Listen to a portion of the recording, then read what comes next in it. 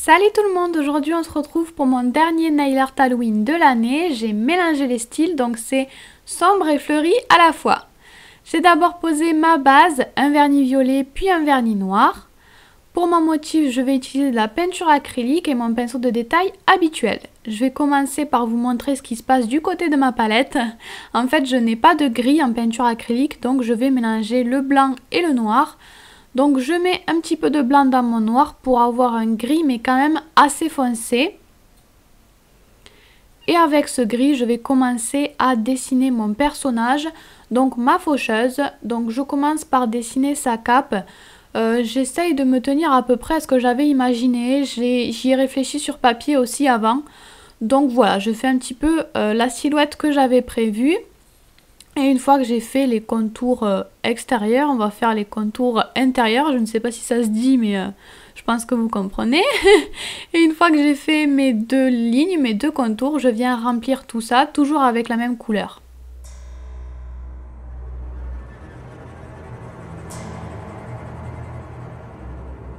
Ensuite, on retourne sur la palette. Je veux quand même un motif très sombre, donc je reste sur du gris, mais je vais faire un gris beaucoup plus clair que tout à l'heure pour faire l'intérieur de la cape, le visage on va dire.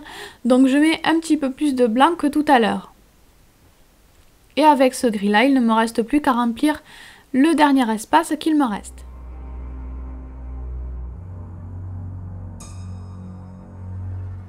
Ensuite, avec la peinture acrylique noire, je vais venir faire les contours. Donc je fais juste un petit trait fin pour l'instant qui suit ce que j'ai fait juste avant avec le gris.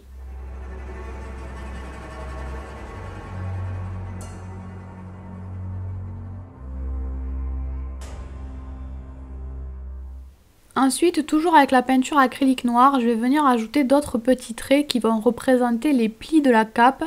Ça va vraiment rajouter du mouvement, on va dire. Par contre, je vous l'ai déjà dit, je suis pas du tout une pro en dessin, je sais pas vraiment où ça se met les plis, mais voilà, j'ai essayé de les placer là où ça faisait à peu près bien. Ensuite, je garde ma peinture acrylique noire, mais je la dilue pas mal, je rajoute pas mal d'eau à l'intérieur pour avoir quelque chose d'un petit peu translucide. Et avec cette peinture noire un petit peu transparente, je vais travailler mes ombres. Donc encore une fois, je ne sais pas exactement où est-ce qu'il faut les poser. Je ne suis pas sûre de moi. Mais voilà, j'en pose un petit peu sur le côté. Et surtout souvent aussi au niveau des plis de ma cape.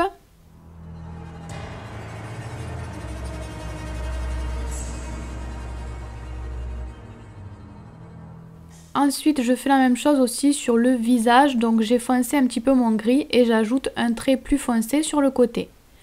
Maintenant que j'ai terminé toutes mes ombres sur la cape et sur le visage, je vais travailler la lumière. Donc c'est le même système, sauf que moi je pose en général la lumière du côté opposé de là où j'ai mis l'ombre. Donc encore une fois, je ne sais pas si c'est la technique idéale, hein, je ne suis pas une pro, mais voilà, je trouvais le rendu pas trop mal. Ensuite, je fais la même chose sur le visage, je rajoute un trait clair de l'autre côté. Et je vais pouvoir commencer à tracer ma faux. Donc pour ça, je commence par tracer un trait tout droit, tout simple.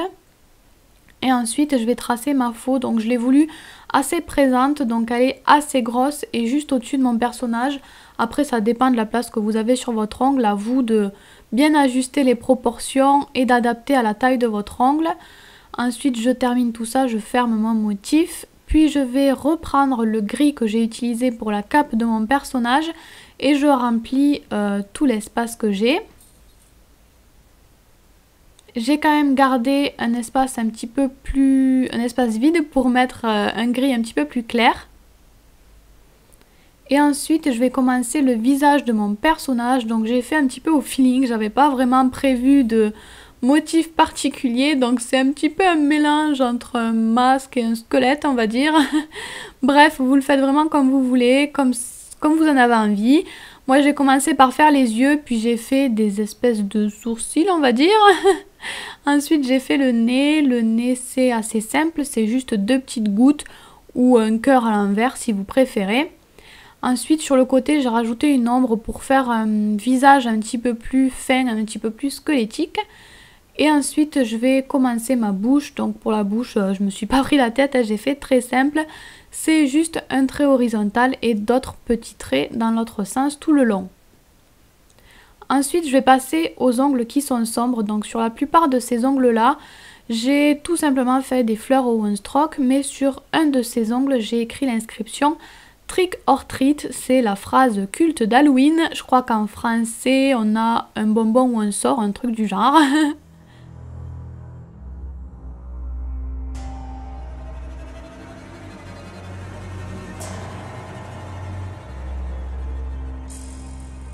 Ensuite, je vais faire un one stroke, donc je vais utiliser 2 couleurs de peinture acrylique et mon pinceau plat.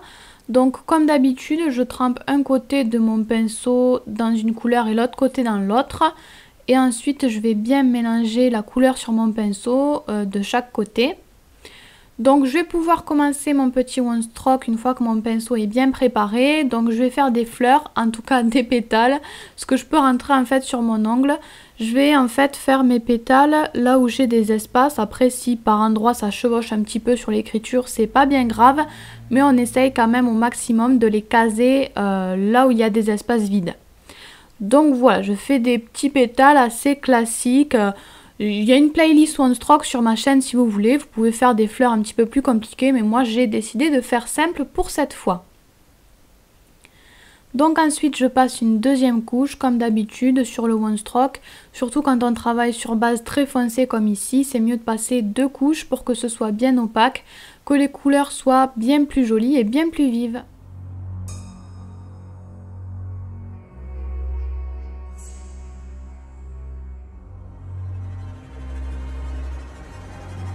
Donc d'habitude à l'intérieur de mes fleurs je fais des points de couleur claire. Là pour Halloween j'ai décidé de les faire en noir même si ça va se voir beaucoup moins du coup.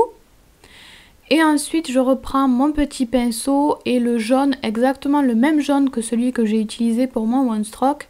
Et je vais venir faire des contours à mes fleurs. C'est pas du tout obligatoire, moi je décide de le rajouter parce que j'en avais envie mais vraiment c'est pas obligatoire. Donc je rajoute tout simplement un petit contour assez fin. Et avec des traits qui viennent un petit peu vers l'intérieur de ma fleur aussi.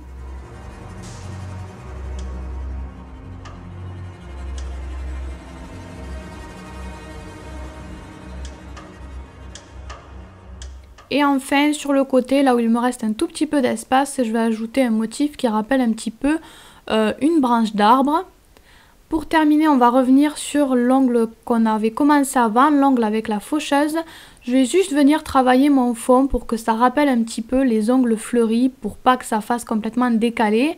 Donc je rajoute un arbre mort comme je l'ai fait sur les autres ongles. Puis je vais faire des petites fleurs vraiment très basiques avec les mêmes couleurs que mes fleurs au one stroke. Donc j'ai fait un point jaune et tout autour, vous le voyez, je fais des points violets. Donc c'est vraiment très simple, très rapide. C'est juste pour faire un petit rappel de couleur et de style avec les autres ongles. Et comme d'habitude, il ne vous reste plus qu'à poser votre top coat. Voilà donc pour ce nail art, ça clôture ma semaine d'Halloween. J'espère que ça vous a plu et moi je vous fais tout plein de bisous. Vous pouvez vous abonner à ma chaîne, me suivre sur mon blog ou les réseaux sociaux, les liens sont en barre d'infos. Vous pouvez aussi cliquer sur l'image du milieu si vous avez envie d'en voir plus.